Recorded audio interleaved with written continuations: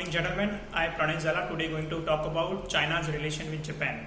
China and Japan are geographically separated by East China Sea.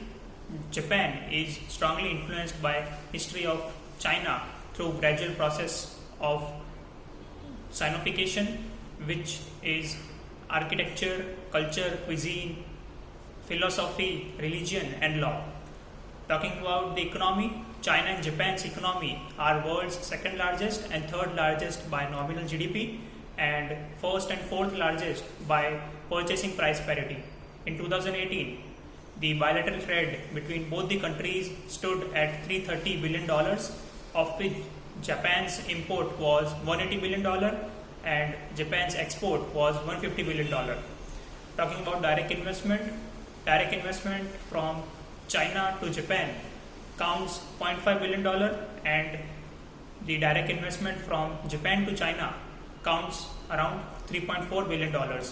So we can say that both countries are good trading partners of each other. So what are the problems between both the countries? Well, in 1937, imperialistic Japan, which was very culturally different than current day Japan, invaded China and captured China's capital Nanking. During invasion and first 6 weeks of occupation, Japanese army shockingly did the war crimes, which includes killing of 40,000 to 3 lakh Chinese civilians and brutally raping the 20,000 Chinese women. This long term of effect of atrocity had a huge impact on Chinese people, and that's why Chinese people hate the Japan and vice versa. Also, the Japan is claiming an uninhabited island